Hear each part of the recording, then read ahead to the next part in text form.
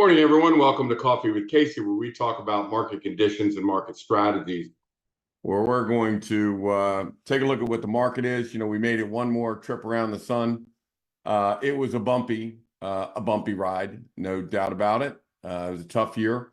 We had rates up in the 8%, touched 8%, first time since a long one, probably, well, since I've been in the market.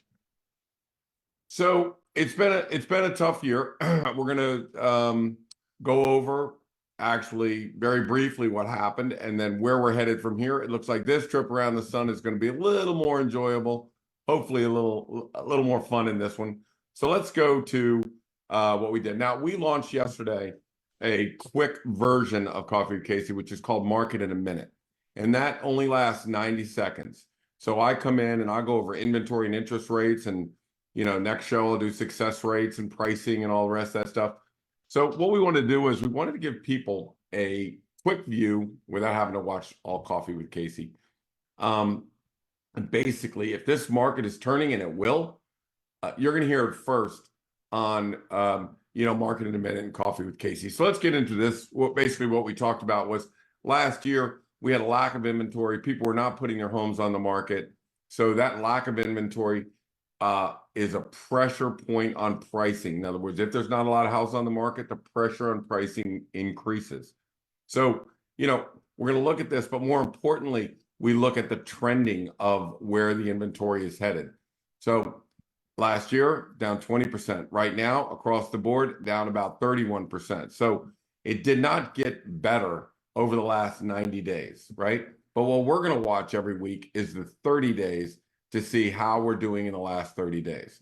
So here's your 30-day index where, Vienna and McLean and Reston and all, some of these markets are actually increasing in inventory, which shows there is improvement. However, if you look at places like Centerville or Haymarket or Aldi or some of these markets, they are still suffering. They're down 40, 50%. So what does that mean, right? So what does that mean? How do you use this? So what it means is that the fewer homes that are on the market, the more the inventory is down, the more advantaged seller, right?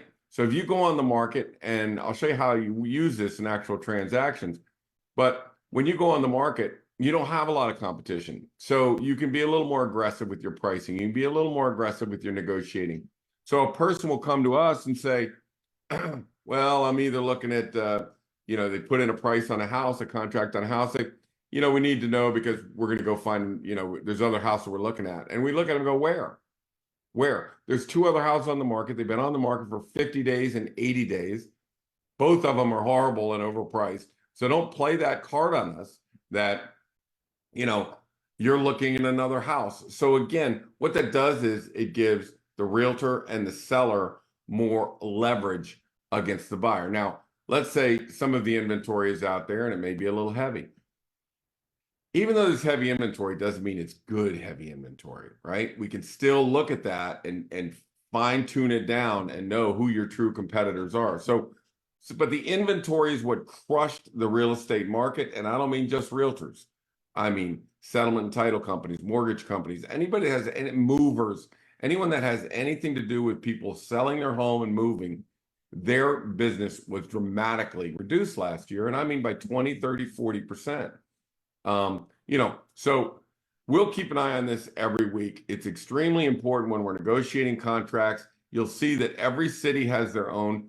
When in fact I list a house, I make sure we know the inventory of that exact market, right? 1 to 2 mile radius, prices up or down, $100,000, $150,000. So we know if somebody's looking for a $1.2 million house, we know the market between 1 million and 1.4. Who's available, what they are, price per square foot, percentage of assessment, and that's the way that we negotiate our contracts. So that's really, really important inventory. We'll keep a track on that. What derailed real estate in last year was the interest rates went through the roof. And if you want to talk interest rates, you really have to start talking in the oil fields and oil production and how much oil we create. Right now, I started sounding the alarm right about here, okay? We started to see oil production started to really boom, and then it kept going. Now it's 13.3 million barrels a day. That is extremely high. It's as high as it's been in a long, long time. So when oil prices go up, gas prices go down, fuel goes down, diesel goes down. So all of the prices go down. Now, what happens is when the price of fuel goes down, inflation goes down. When inflation goes down, interest rates go down. The first stop when we're looking at interest rates is the 10-year treasuries, right? So the 10-year treasuries are important because that is the market moving on a moment-by-moment basis. And things will shake this market, like maybe conflict in the Middle East with Iran putting a ship in the Red Sea. It may be jobs reports coming out, inflation numbers coming out, whatever it is, it's going to show up here first. So we keep an eye on the 10-year treasuries because the 30-year fixed is going to follow this rate, right? It should be 1.7% higher than that number right there, right? So if we look at where rates really are at about 6.6%, they've fallen, but not as much as they should, right? So they should be 1.7% over that treasury. Well, they're not, right? They're almost 2 points or 2.5 points. So I'm sorry, 2.7. So what we want to do is we're going to keep an eye on the 10-year treasuries. We know without a doubt that interest rate should be somewhere in the high fives, should not be somewhere in the high sixes, should be in the high fives. Now, as the banks calm down, as investors calm down, and they see the trend is going down with the Fed dropping rates like they said they would and things like that, we'll start to see the banks accelerate their move down on interest rates. So while we're here on the interest rates, I want to talk about this for a second. If you're buying a house, right? If you're buying a house and you're looking to finance the house, do not pay points. So a lender, right? A lender can move up and down the interest rate up and down by charging you points, right? The more the points, the lower the rate. So you look at it and say, it would take me 16 months to recover those points.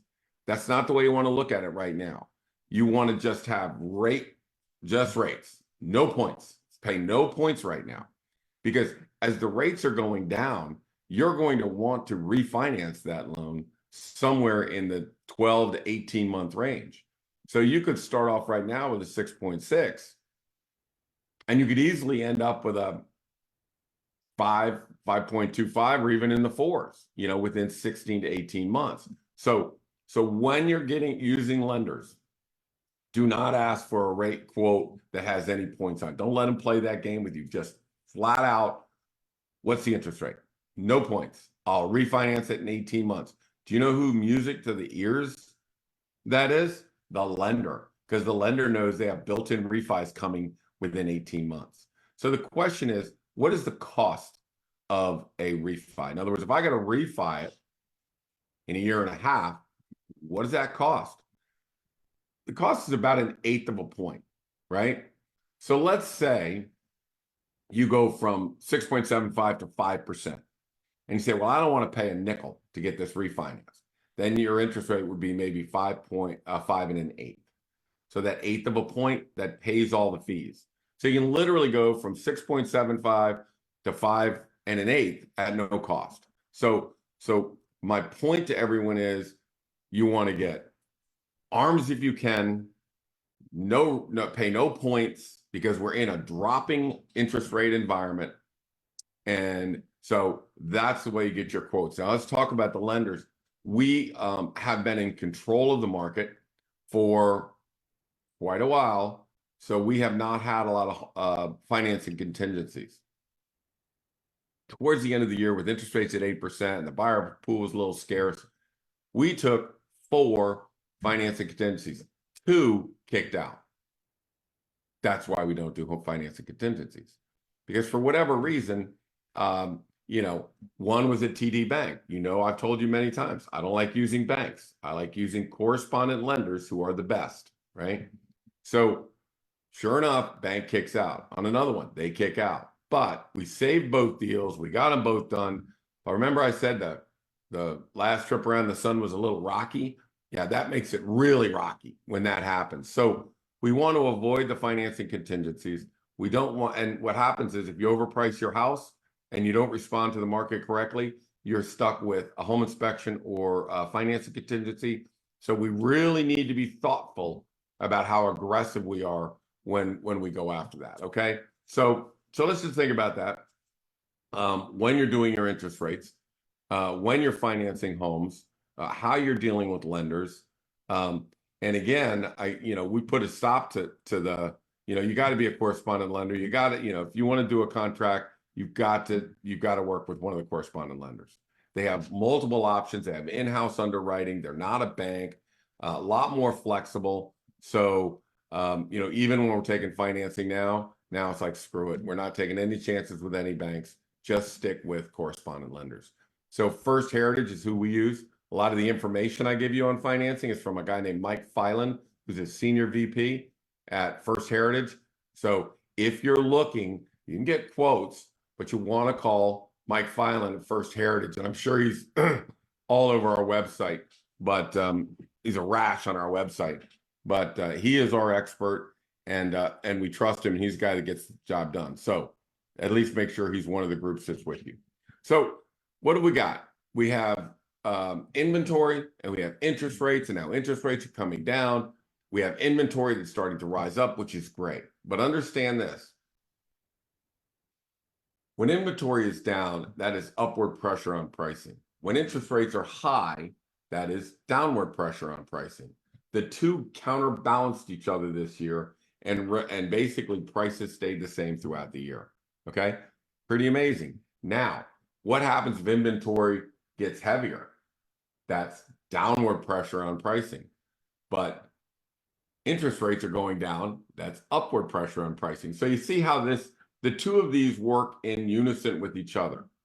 Now, when both no inventory and interest rates were low, you see 2021, 2022, where prices went up 20-25%. That's what happened. So we'll keep an eye on both of those as we go. And I think that when they both went down, when inventory was down and interest rates were down, I believe I called that the perfect storm and told everybody to watch out. And what happened was a freaking hurricane came through and blew prices up to crazy, crazy levels. All right, so we'll keep an eye on that. Now, the success of each market, this is what we have to look at. These are homes under $1 million in the markets you see. And we're looking at Vienna, Oakton, Oak Hill, Centerville, Haymarket, Aldi, all the markets that we deal in. And the success rate means if there's 10 houses on the market, how many homes are those are under contract? Well, in Vienna and Oakton, everything under $1 million under contract. So anytime it gets 80% of the homes are under contract, that's crazy seller's market. Anytime it gets over 60, that means seller's market. Under 40, buyer's market. Okay. So we look at the success rate when we're listing a house to say, 84% of the houses in Haymarket are under contract. So we can be a little more aggressive with that, right? But if only 43 in Ashburn are under contract, we need to be a little more conservative. We need to test harder. We need to understand that there's a lot of competition out there. So one of the first stops when you're looking at selling a house, we really need to know what the success rate is in that market and that price range, right? Now, these are homes over $1 million. Look at the difference, right? In Western Loudoun County, 8% of the homes over $1 million are under contract. 40% in Ashburn, 43% in Aldi. Vienna, 43%. So what does that tell you? Over $1 million in most markets, it's a buyer's market. Now, Centerville is 100%. They only have 2 homes. They're both under contract. So that's kind of a misread.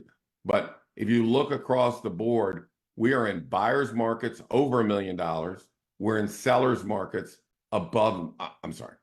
we're in sellers markets below $1 million, and we're in buyer markets above $1 million. So if you're looking for a $1.3 million house, now's the time to go out and find something. And again, when you buy it, get your 5 or 7 year ARM, pay no points, and then float that rate down. And here's another thing when you're financing. Do I lock my rate or let it float, right? Lock your rate. When you're with a correspondent lender, you can lock that rate and then float it down, right? If you'll have a float down. So lock it in so it goes no higher.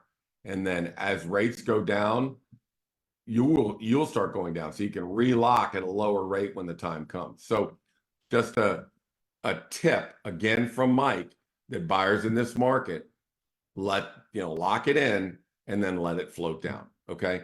Don't be stuck on just interest rates. You need to know, and that's why I emphasize correspondent lenders. There's nothing to stop a bank from saying, sorry, we're not going to do this loan. There's nothing to stop a broker from going, sorry, I can't place this loan. I know I promised, but I can't place this loan. Forget them. Correspondent lenders, in-house underwriting, most reputable guys work their tail off, and girls, work their tail off, and with their in-house appraisal, underwriting, that's your best chance of a deal going through. So this is something else when I'm listing a house in this spring is what's our current success rate right now? And that's what we'll go off of. These are charts. A featured community we had this week was Haymarket, where we're looking at a 3,000 square foot house built in 2000, $860,000. But that is exactly where it was in 2022. So see, what we have is we have prices that were flat. Did a little bump before the interest rates went up, but currently they're exactly where they were in 2020. So, and that's consistent around the whole area. So we haven't moved up or down based on high interest rate or no inventory. We're dead on flat. Okay. So we look at Haymarket and say, okay, the number is flat. Then we're going to see, well, what would that house cost around the market, right? Now, for those of you that can't see this, I'm showing a map of the Dulles corridor, and then I'll show you a map of the Route 66 corridor. And in the Dulles corridor, it starts in McLean. A 3,000 square foot house built in 1990 cost $1.65 million. In Vienna, $1.3 million. Reston, $115. Now we get out to Potomac Falls in that Cascades area, $940. Get out to Ashburn. That same home that was worth $1.65 in McLean, I would say the drive out to Ashburn is maybe 20 minutes on the toll road. You save $700,000, $750,000. If you were to go to Leesburg, it's still about $900. Now, the reason why Leesburg is not going lower is because Leesburg is an employment center. That is that small town, and you're going to pay a premium for being close to the town. So that's $900. And then when you get out to Percyville, that same house in Round Hill or Percyville is $850,000. So basically, you could buy twice as much home if you went out to Percyville and Round Hill as you did in McLean. But there's where it is. And you can look at the corridor and see that the farther out we go, the lower the prices get.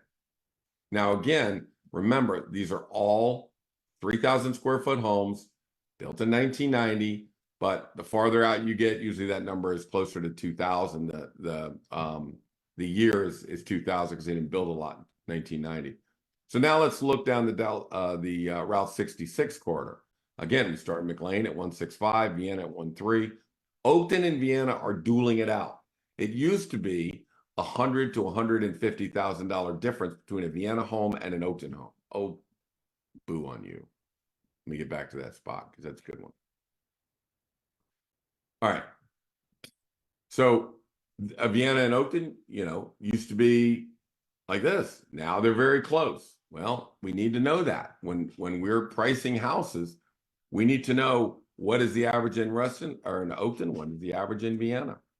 As you go down the Route 50 corridor, Route 66 corridor, you see the same house, 3,000 square feet, $918,000. Let's call it $900,000.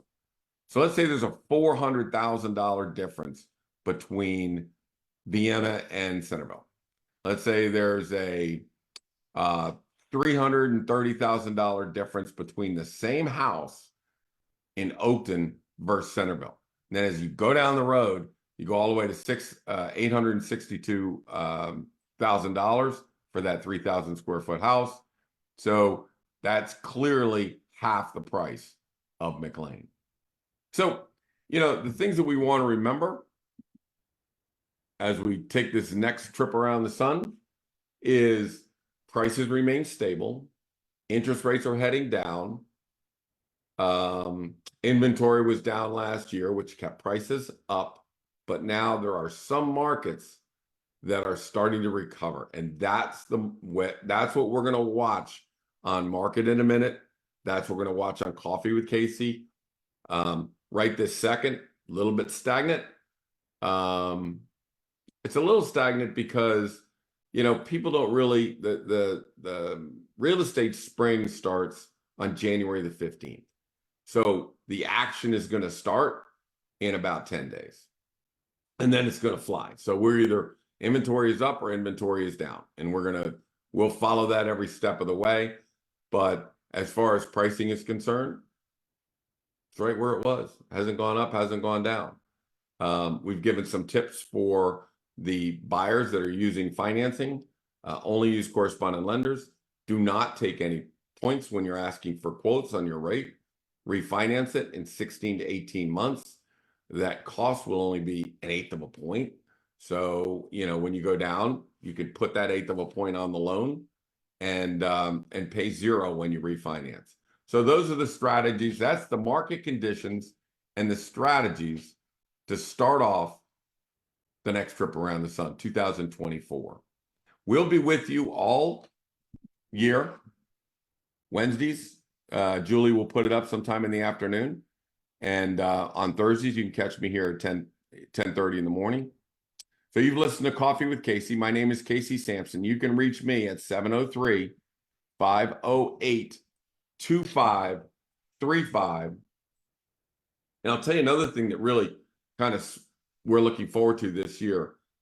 So last year, we were the #1 team in the state of Virginia, medium team.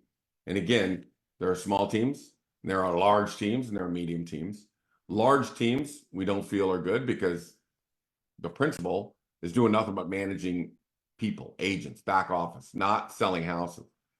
Small teams are good, but we feel you need more volume. We did 160 million. You need more volume to afford this incredibly high-tech marketing that we do. It's expensive. The pictures are expensive, but you got to have it. So I feel that a medium team of 10 agents and under, everybody's a top producer. There's no micromanaging. Everybody knows what they're doing. And we can afford this top-flight assistance, top-flight marketing, top-flight pictures. So we're proud of the fact that we were #1 in the state of Virginia. Now, what we didn't know was that lights you up to the #1 teams everywhere around the country, because at the Wall Street Journal and Real Trends, we got them all. So let's say somebody has a parent in Phoenix, Arizona, and they're getting ready to sell their house. We can put them in touch with the #1 agent in Phoenix based on Real Trends and Wall Street Journal, and they don't mess around. When you look at top agents or top 10s, you got to look at somebody that's really authoritative, like Wall Street Journal, like Real Trends. And so what we do, and there's no messing around, we're in touch. We can be in touch with the top agent in every one of those markets. So if you're looking for the Casey Samson team in Des Moines, Iowa, got them. In Phoenix, Arizona, got them. Lakeland, Florida, got them.